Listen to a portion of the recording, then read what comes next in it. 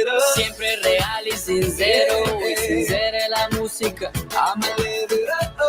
Con amor verdadero, vamos pa'lante. Yes, sir. Have you ever, Yeah. ever been in doubt?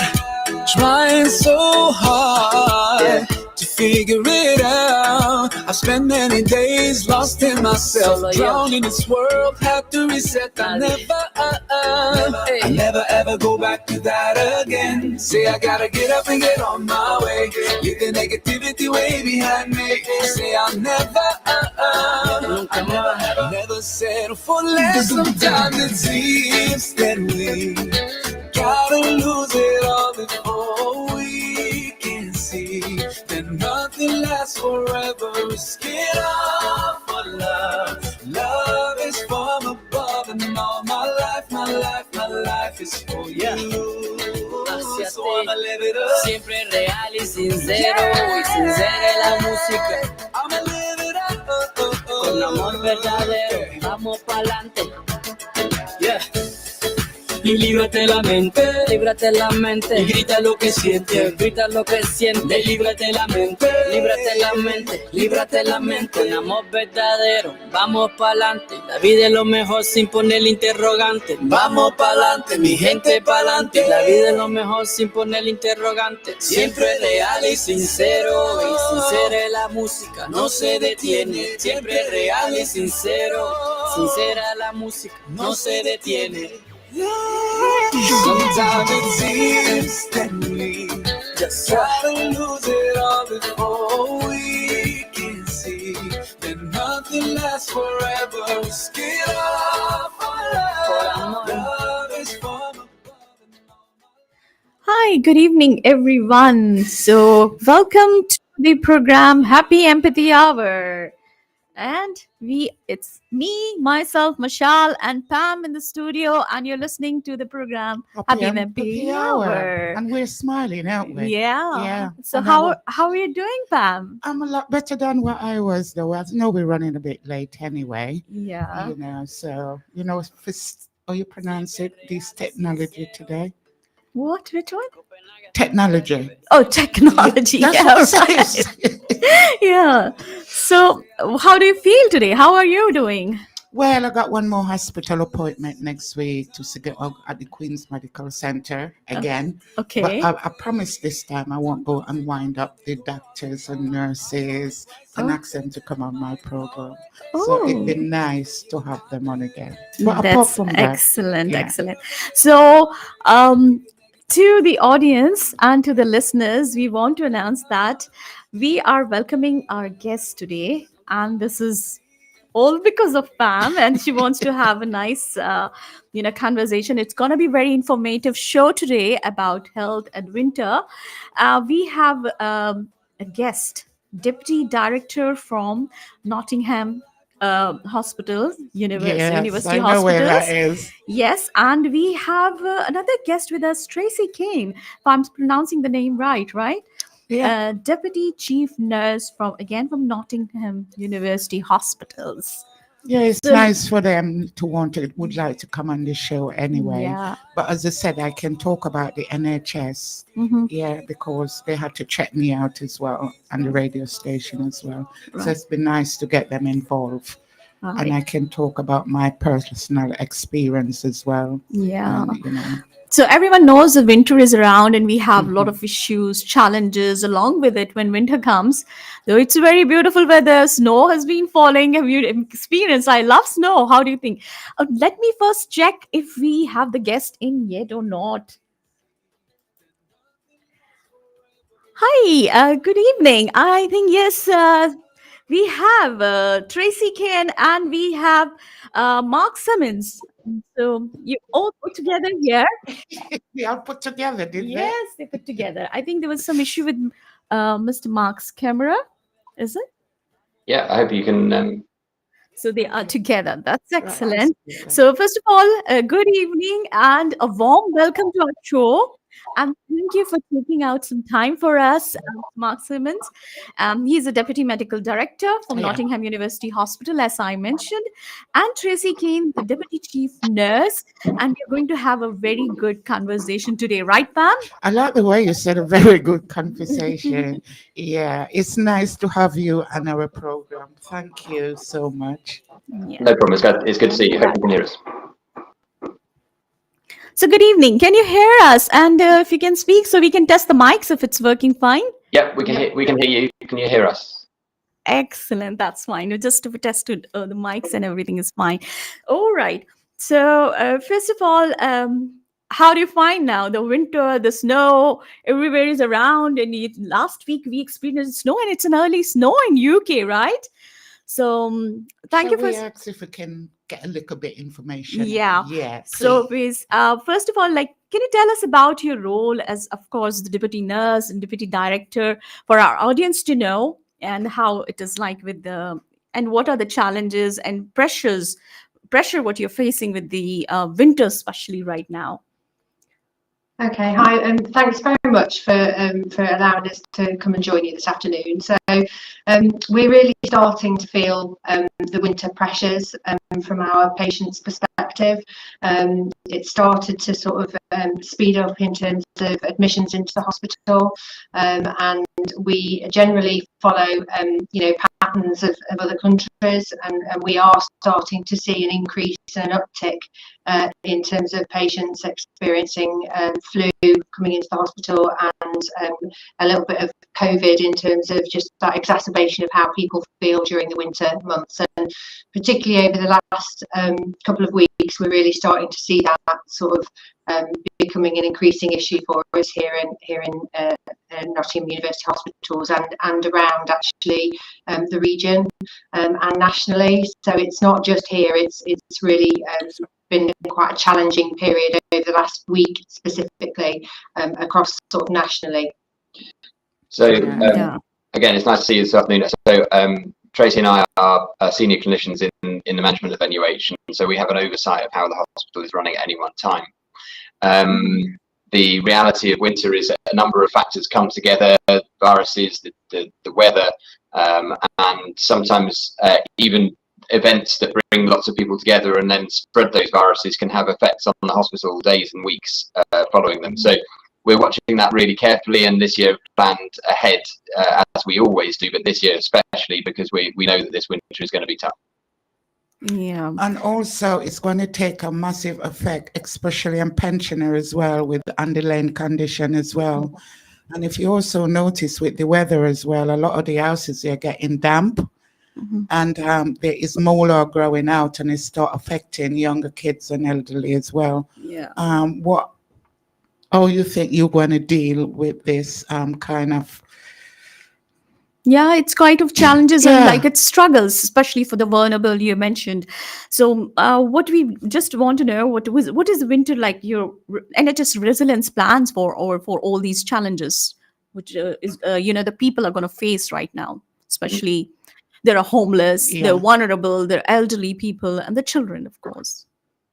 So the NHS is under pressure, and it has been for a long time. And I think all of the factors that you've described are all contribute to that. We've got to recognise that as the weather gets colder, it's not just the viruses, but it's everything on top of people's housing, where they're living, who they're living with, or the way that society is functioning that affects their health. Now, we have a very big hospital. We've got the Queen's Medical Centre and the City Campus, both of which have a total of over 1,600 beds. And the question is how we use those beds most effectively during winter time. What we're trying to do is to reduce the number of people in those beds who perhaps no longer need to be there. So we absolutely are here if you're sick and unwell, but we're going to try and keep your length of stay to as minimum as possible. Now, some of that is about ensuring that we get people back home to care homes or into care packages where that is necessary as rapidly as we possibly can. But also you might find yourself actually suggesting that actually you continue that acute care in your own home, whether that be through what we call same-day emergency care or virtual wards, where we continue to keep an eye on you and be able to ensure that you get the care that you need, but actually you're sleeping in your own bed, which many of our patients actually prefer. So if you need to be in hospital, you need to be in hospital, but we will make sure as much as we possibly can that our hospital is being used for those patients who really, really need to be here, because no patient wants to be here over Christmas or over the winter period.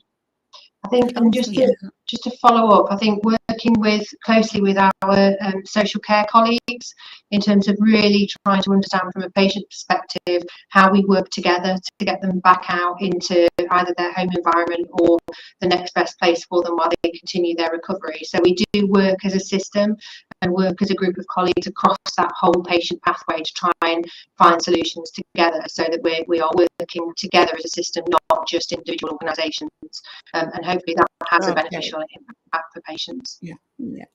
But one of the issues we're going to have, I'm talking all over the country at the moment, is when we go in hospital, a lot of us is going to go home and there's no one there to support us. You got family, but sometimes family don't want to actually do anything for the elderly. Who is going to help us to support you and get them back in their home? That's a really, really good point, and actually one of the main areas of communication we're trying to get out to the population, that we need your help this winter. The NHS needs your help this winter, and so if you do have a family member in hospital, please work with us to try to get them back home as rapidly as possible. Of course, if they need social care support or health support when they're back in their own home, we will ensure it's in place. But it's simple things, making sure that the house is warm, that there's milk and bread in the fridge, that the keys are available. Simple things that actually, when someone is in hospital, they're fairly they're quite helpless in those ways. Family members and friends and neighbours coming to help, to understand how we can get that patient back home, not only means the patient gets back to their home environment, but also helps the NHS, because there will be someone on an ambulance or on a trolley or sitting in the emergency department who needs that bed. So we are asking the public and the community to work with us over this winter to do the best they can. Yes, it's an important thing, because an important message is passed on, because the community collaboration is very important here. And family and friends. And family and friends, of course, they have to move forward and assist. Because, NHS is, of course, we, as the flu patients and all the patients increases, will be overloaded with, so many things. The staff strength also. And the people taking care of all those vulnerable and of course, the elderly. And so many people's you must be having a lot of patients challenges like asthma and all those things, diabetes patients and all those patients, everything, like along with this winter, right? Pam, you want to add something on that? No, I'm waiting for to respond to that. But sure, I mean, winter is a time of particular peaks in certain issues, respiratory conditions, but also those trips and falls that happen on the ice. The fact that the cold does change people's patterns of activity. It all changes the presentations that bring people into hospital. It's not just there's more people coming in winter; it's how sick they are. And that again affects how long people need to stay in hospital and the pressures that are in there. Just going back to the previous point, of course, there are fantastic community groups out there, and you're right that family and friends are sometimes many miles away and struggle to help. But again, the NHS has got good links with some charities and care groups and community groups that can help individuals. So we're very open and willing to work with people to work on that sort of scale. Okay, I can hear where you're coming from and see where you're coming from. Non-emergency, do you agree that walk-in center as well is available for them? If a non-emergency, because we do have walk-in center where they can go instead of taking up the space in the hospital. Absolutely. I think it's really important for for patients to really understand all of the options available to them in terms of their GP, their pharmacy. Local pharmacists are hugely informative in terms of supporting people with, you feel, very terrible, and you go and see a pharmacist and they can absolutely support you. The walk-in centres that we have on London Road has got, is open all day until 7 o'clock in the evening, and really supportive in terms of getting the right number of right help, using 111 in terms of really also getting support in terms of where is the right place to go, and then clearly there's the emergency department for those very things that are considered life-threatening, and that's where to attend there. So it is really about lots of options for people, and lots of those options are very close to home in terms of not having to travel to the ED department and across the city. So it's really using all of those resources and those expertise really is really key for you to get the care that you need as soon as possible. Okay, I agree with you. There's one thing a couple of things I would like to say. I talk about the NHS regularly on the show. Yes. What I would like to say to the listeners and everybody out there who is listening, the staff at the hospital are not there to be abused. And they do get a lot of abuse as well, whether they're drunk or something. They're there to look after the sick. So please do not abuse the staff. The staff dignity and respect is very important. And they are all going through the stress and pressure, taking care of not just one, so many patients in the hospitals. So that is a very important point. Yes, you have put across many times. Yeah, because we're so very lucky to have the NHS. Yes. Yeah, I can speak for myself. Yeah. But the abuse, I don't think it should be tolerated. No. What is your opinion on that? I really appreciate you raising it in that way, actually, because it is something that we do experience quite a significant amount of. And we really understand that patients, when they come into the hospital, are at their most vulnerable. But we cannot tolerate our staff being spoken to or physically assaulted when they come in. So I really appreciate you raising that. Now we do not take a tolerable approach to it, so we will absolutely take as much action as absolutely we can. We will engage the police. We will have conversations about asking and supporting our staff to really escalate that and take it seriously. I think it's also notable that we support patients who do not and are not aware that they are being violent and aggressive. So it is to differentiate from those patients as well. So patients who are very clinically unwell, who may be very disorientated or may have dementia, for example, and we're not talking about those patients. We can support those patients in a very different way by de-escalating and managing them. We're talking really about the patients who come in and because they are not happy with the length of time, or because they're not happy with the decisions that are made, are aggressive and violent, and it's very important to us to support our staff at all times to not accept that as being tolerable behaviours. But I really appreciate you raising that, because it is very difficult for our staff to manage, and when we do take a very proactive approach to try and address it every single time. Yes, we appreciate NHS support, what they're extending to the patients. And Pam has been always raising in her show about the staff, protections, and they're not abusive. No, not anything abusive towards the staff, because staff is also going under pressure and everything. And what you mentioned is also excellent. You're dealing with all the patients case by case. Yeah, how different the cases are. Well, I'm at the hospital at the Queen's next week. I promise I'll be. You have to be a good patient. I won't, let them laugh as much. Yeah. But I do appreciate the NHS. It's doing extraordinary. They got a family of their own as well. They got staff to look after, as your CEO, Mr. Salmon, as well. Yeah. So it was nice. It's, just because we're very lucky to have the NHS. Absolutely. Yeah, compared to some country, you have to pay for your medicals. Absolutely. Or your tablets. So let's appreciate and support him. Yes. Right. The two guests, I'm not going to call the two guests' name. I'm going to be myself. Yeah, because it's like NHS, what is doing is extraordinary around the world, what I know. Yeah. And the service, which, because last time my mother was in QMC when she was admitted, and she's asthmatic patient, and the service and everything, the how they take care is something extraordinary. So it's remarkable, and we should appreciate Yeah. as each and every staff, the nurses, from small to top to bottom, or bottom to top. I'm sorry, we have a commercial We got a break commercial break break. and we will be right back. हाँ भाई, तो फिर आज रात को पहुंच रहे हो ना? तुम्हें पिक करना पड़ेगा। क्यों, तुम्हारी गाड़ी को क्या हुआ? यार उसका एक पार्ट नहीं मिल रहा।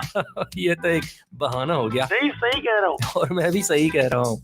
A to Z car parts के होते हुए ये नामुमकिन है कि आपको अपनी गाड़ी के लिए कोई पुर्जा न मिले। Brake pads, air filters, spark plugs, oil filters, alternatives, batteries, headlights, radiators, timing belts, fuel pumps और बहुत कुछ और सब कुछ। किसी भी गाड़ी का कोई भी पुर्जा, A to Z car parts, 509 Alfreton Road, NG7 5NH. Call us on 0115 845 1832. Through your hands, we can shape the future. By supporting an orphan, by quenching someone's thirst, by empowering people through life-changing livelihood projects, by responding to those in urgent need. The future lies in your hands. Muslim hands, united for the needy. अगर आप social housing में रहते हैं और कोई मसला हो तो शिकायत करने का तरीका जानें। मरहला 1, अपने लैंडलॉर्ड को बताएं। अगर ये फिर भी हल ना हो, मरहला 2, अपने लैंडलॉर्ड को शिकायत करें। और अगर आप उनके जवाब से खुश ना हो तो मरहला 3, हाउसिंग ओम्बड्समैन को शिकायत भेजें। वो इसकी मुनसिफाना तफ्तीश करेगा। एक महफूज घर का होना सबका हक है। अपने हुकूक जाने, मुलाहाजा करें gov.uk/social housing. There is a reason why we do what we do. Time disappears and seeing the world just becomes a dream. But it doesn't have to be this way. Whatever your destination, it's waiting for you. From perfect getaway holiday packages to bespoke deals, Nottingham Travels is the UK's leading travel agent. You're in safe hands. हज और उम्रा की special offer. इसके अलावा पाकिस्तान जाने के लिए tickets अभी हासिल कीजिए। और हाँ, मनी ट्रांसफर की सहूलत भी दस्तयाब है। Visit us at 161 Radford Road, Hyson Green, Nottingham, NG7 5EH, or call 01159 787 899. Check out our website for fantastic offers and unbeatable deals. www.nottinghamtravel.co.uk. अस्सलामुअलैकुम। सर्दियों में फ्लू और कोविड-19 ज्यादा आसानी से फैलते हैं और आपको सख्त बीमारी का शिकार बना सकते हैं, मगर फ्लू और कोविड-19 की वैक्सीन बहुत बड़ा फर्क ला सकती हैं। ये आपको महफूज रखती हैं और बीमारी से बचने में बेहतर तरीके से मदद करती हैं। इसलिए अगर इन सर्दियों में आपको ये वायरसेस लगते भी हैं तो आपको हल्के सिम्टम्स होंगे और आप जल्द सेहतयाब हो जाएंगे और आपके हॉस्पिटल में दाखिल होने के चांसेस भी कम हो जाएंगे। अगर आप प्रेग्नेंट हैं या आपको कोई लंबी बीमारी है जैसे कि सांस की बीमारी या फिर लंग्स, किडनी, लिवर या कोई दूसरी बीमारी, या फिर आपका बच्चा 2 या 3 साल का है, तो आप अपनी एलिजिबिलिटी चेक करें और अपनी वैक्सीन nhs.uk/winter vaccination पर ऑनलाइन बुक करें। वैक्सीन हासिल कीजिए और अपने आप को मजबूत कीजिए। शुक्रिया। Nottingham's #1 station for the community, by the community. Radio Dawn. Siempre real y sincero. De Copenhague hasta el Caribe. Siempre real y sincero. Oh, yeah, dímelo. Say I never. So, welcome back after a commercial break. You're listening to the program Happy Empathy Hour with Mashal and Pam today. And we have today with us Mark Simmons, Deputy Medical Director from Nottingham University Hospitals, and Tracy Kane, the Deputy Chief Nurse, with us from the, of course, Nottingham University Hospitals, and we are talking on a very informative subject and valuable insights they're giving us, what we have to take precautions and what NHS is providing services. So welcome back, Director Mark Simmons and the Chief Nurse, Tracy Kian. Yeah, thank you for your time and thank you for patiently waiting for us during the break, commercial break. So, can I ask you a question? And Michael and Tracy, yeah, you know I'm up there next week. Yeah, would you like me to come and sign your autograph for you? Definitely. Most definitely. Can you hear us? Yeah, most definitely. Give us a shout when you're on site. Would love to catch up in person. Yes, definitely. They are a celebrity now. Yeah. You know, the other issue is when you look at it as well, a lot of people now is complaining about the cost of living. They cannot keep their eating on. Yeah. They cannot buy food. They can, even with kids now. Are you going to see a lot of that as well during the winter months? So I think we have to accept that health is related to all of those issues, and as I said earlier, winter tends to bring people indoors, and you mentioned earlier poor housing, damp, not keeping the heating on, not necessarily having a nutritious diet. It all contributes to people's underlying health issues, and when they then get an infection or something happens, all of that is important to how well they can recover from that issue. So you're right. We do occasionally have people coming in with quite simply care issues, caring for themselves and because of the environment that they're living in. But I think it's more to do at this time, especially over the last few years, as the cost of living has become such an issue, that it's the underlying health that is affecting how long and whether someone needs to come to hospital, but also how long they stay when they come. So you're absolutely right to bring it up, and the NHS has to live within the environment that it works in, and so we're very keen to understand what's happening in our population, what's happening with the city of Nottingham, but also the county as well, just to understand what our patients are going to need in the years to come. Right, not just about the patient. What about the staff? Because the staff, they're going to be underneath pressure as well. Yeah, they're going to think about their health as well. Staff are going to go off sick. How is it the NHS is going to cope with all of these? I mean, it's a really good point, and it is really important for us. Good patient care is delivered by staff that are safe and happy and healthy as well. Here at NUH, we have quite a large staff wellbeing programme, and we really try and address some of those challenges. But there's always more to do, and there's always people that are struggling and that we don't know about. You know, we're a massive organisation, so we do try and really address those things and try and support our staff in terms of how it feels to come to work. There's lots of schemes and lots of sort of pieces of work across the whole trust. But we're really conscious of the fact that in order to deliver really good care to patients and families and carers, you need to be in a good place yourself in order to be able to do that well. So it is something that we look at, and it is something that the teams look at in terms of really trying to make sure that we're maximising the support we can offer people. It's a really big challenge. And we have, like I said, a huge number of staff to be able to look at, each having different challenges and different things that are happening in their home life. So it is something we try and look at really sort of from their perspective as well, and address it and try and work and support with them on it.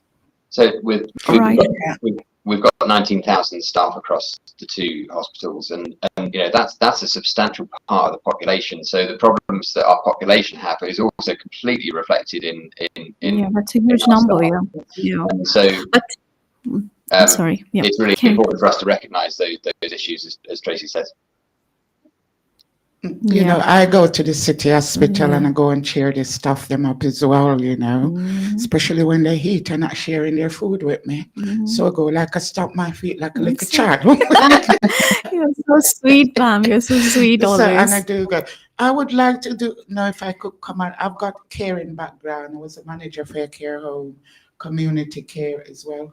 I would like to try and come and do some voluntary work, especially in emergency, and take some of the pressure off you as well. How would that be something you'd be interested in? Yeah, we've got a really vibrant volunteer programme here at NUH. So there's definite opportunity for people to become involved and engaged in that work.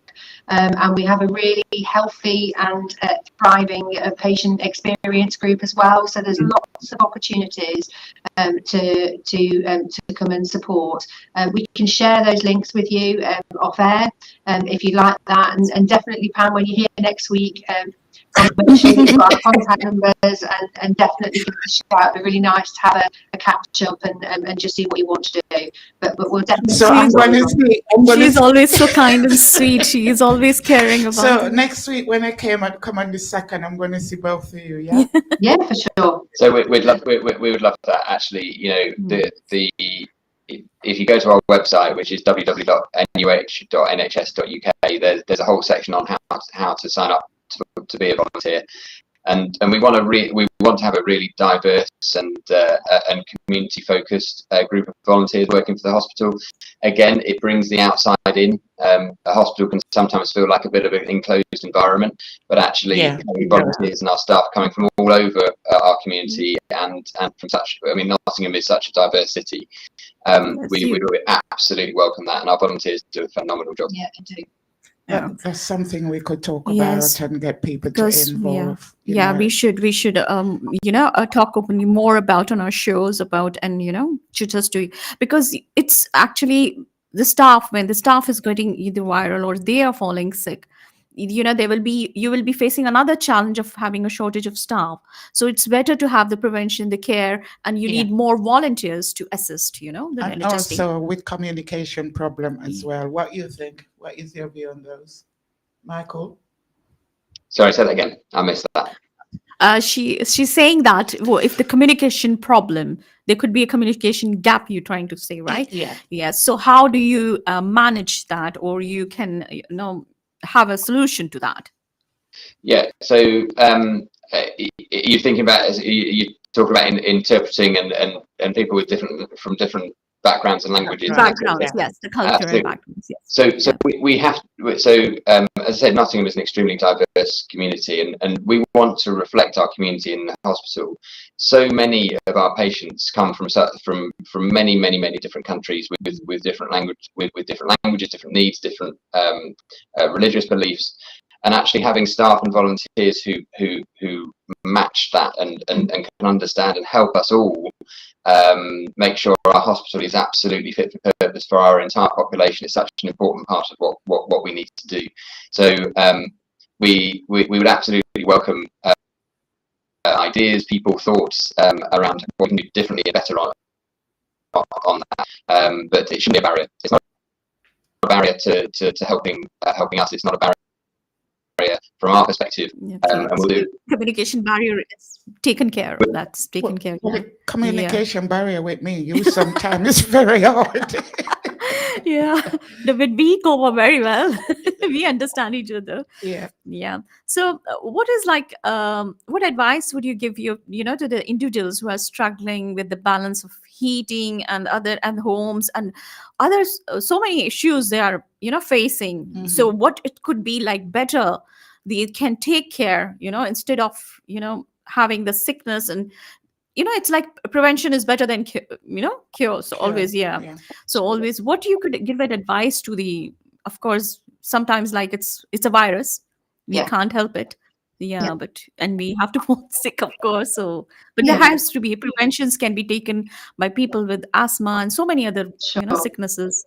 I think for everybody who is eligible, please get your COVID vaccination. Please get your flu vaccination. I can't stress how important that is, particularly for people who've got an underlying condition such as asthma and other respiratory illnesses, and really try and do that early prevention. Try and keep yourself as well as you can.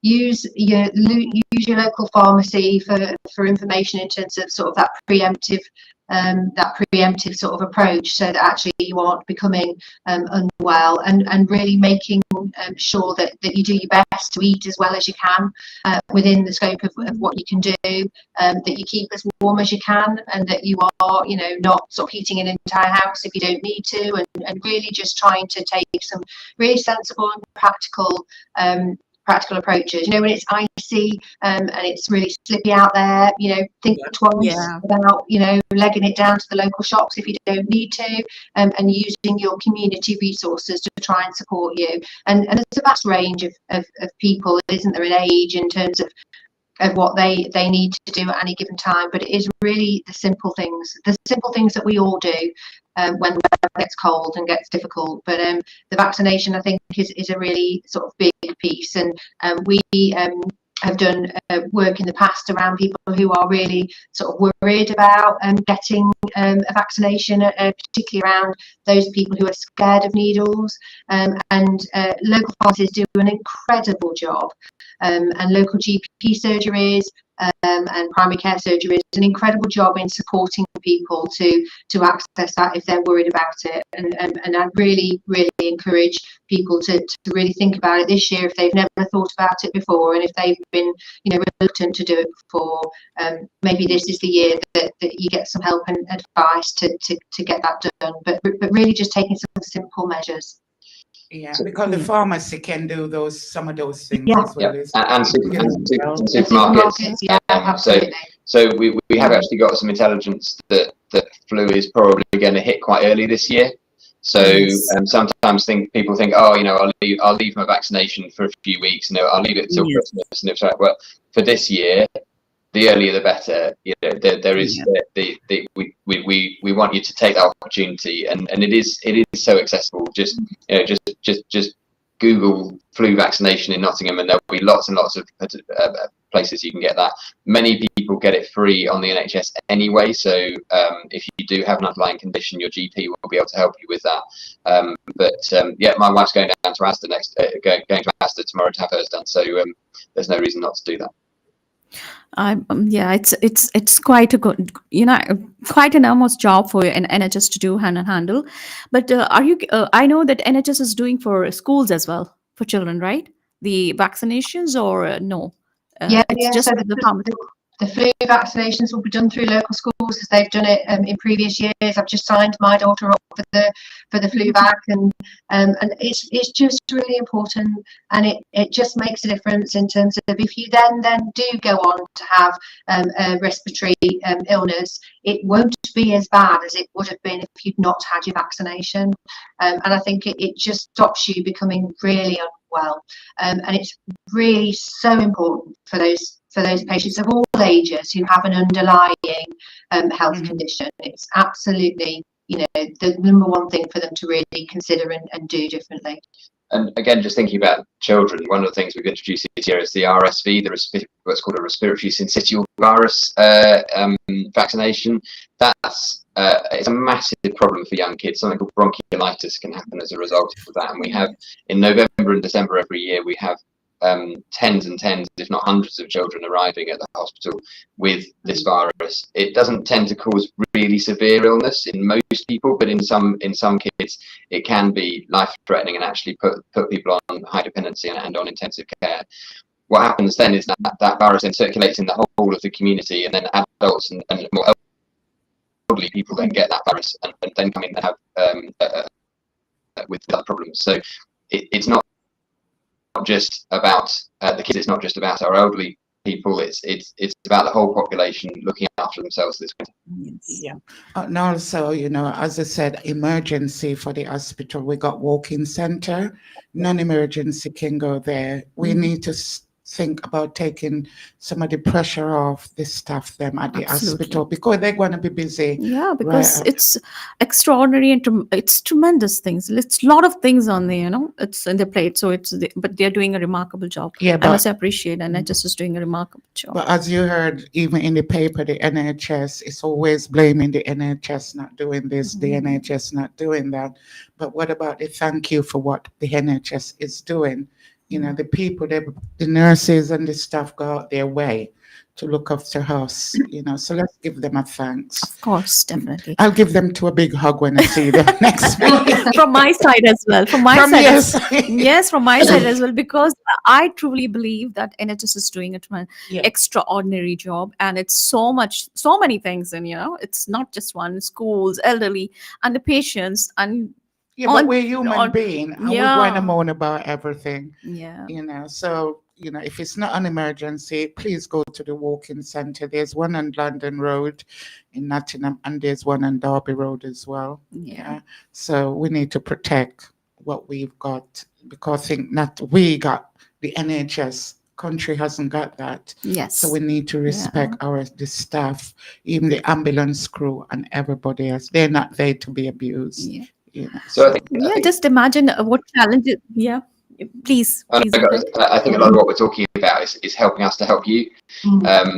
That simple message would hugely help us. And whether you're talking about the respecting of staff, or getting your vaccination, or thinking carefully about where you seek your healthcare, it's all part of the story. And you know, we sometimes get it wrong. And I think we have to accept that the NHS is not perfect. We do get things wrong, and we need to know when that happens, because then we can learn from it and move on. But you know, there is a degree to which we are working with what we've got, and we're doing our very best for you. Let us know if we get it wrong, but also please let us know if we get it right. Our staff are really pleased when they get a card or a note or whatever it may be, just to say thank you. So it's those simple things. The community can do so much, and we're here for you, and we'll continue to be so. That's very humble words from him. Yeah, but we always talk about the NHS. Yeah, we always talk in regard, because just imagine one staff handling 10, 20, you know, sick people. It's not just easy. We can't handle just one ourselves sometimes. And the staff is trained, and you know, it's a really appreciable things. And our show time. Pam, you want to add something? Any message you want to give to the audience or to the listeners? There was something I was going through.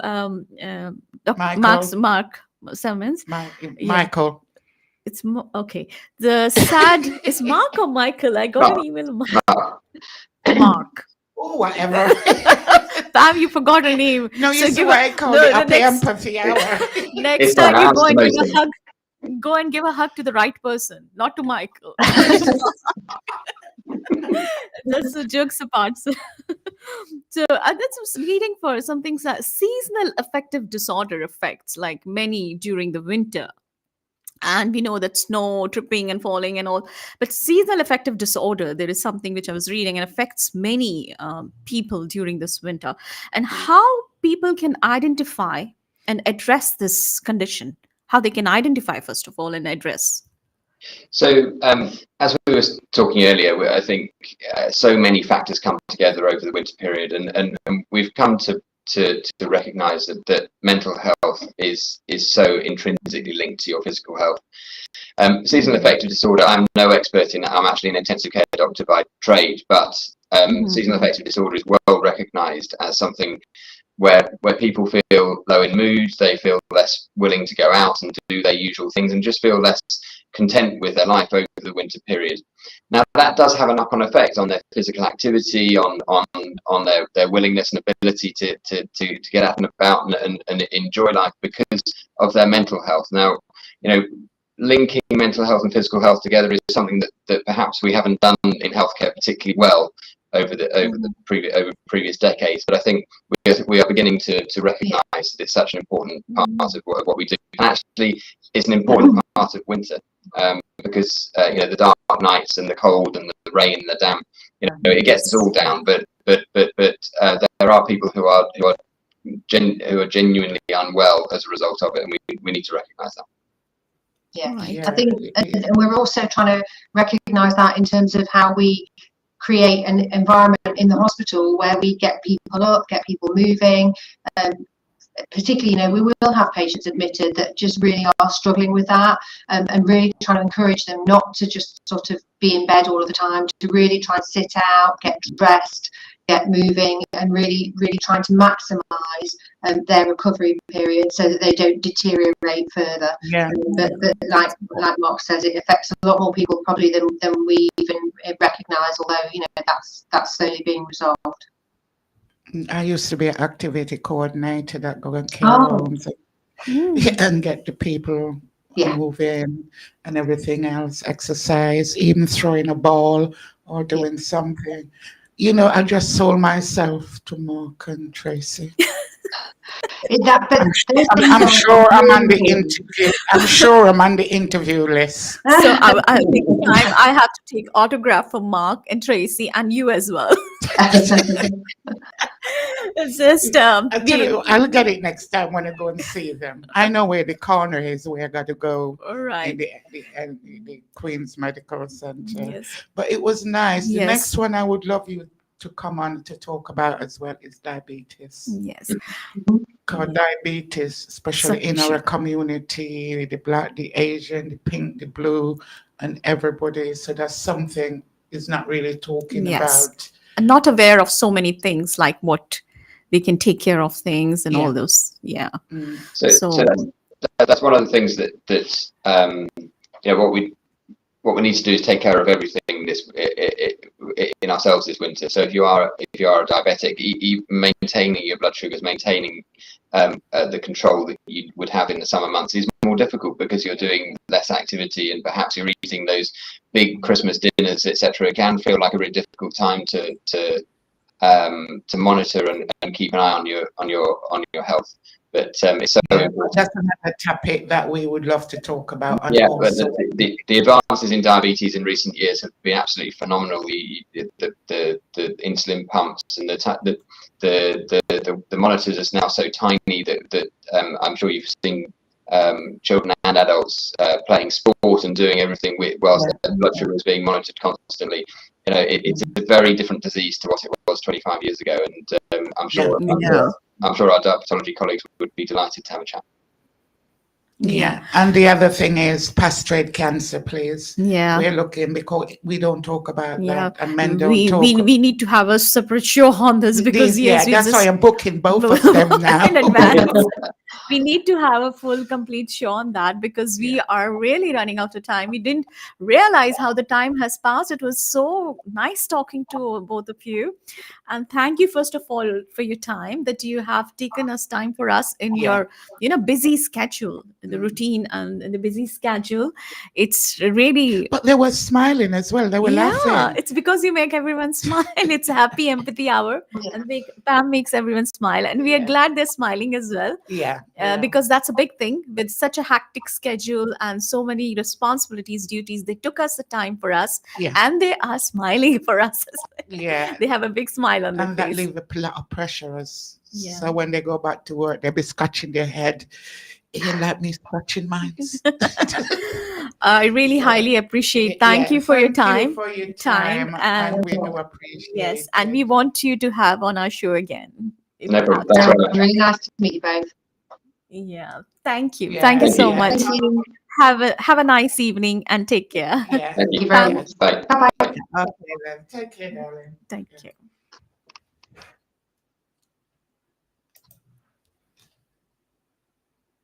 Hard to figure it out. I've spent many days lost in myself, drowned in this world, had to reset. I never ever go back to that again. Say I gotta get up and get on my way, leave the negativity way behind me. Say I'll never settle for less. Sometimes it seems that we gotta lose it all before we can see that nothing lasts forever. Risk it all for love. Love is from above, and all my life is for you. So I'ma live it up. Siempre real y sincero, y sincera la música. I'ma live it up. Con amor verdadero, vamos pa'lante. Yeah. Y líbrate la mente, y grita lo que sientes, grita lo que sientes.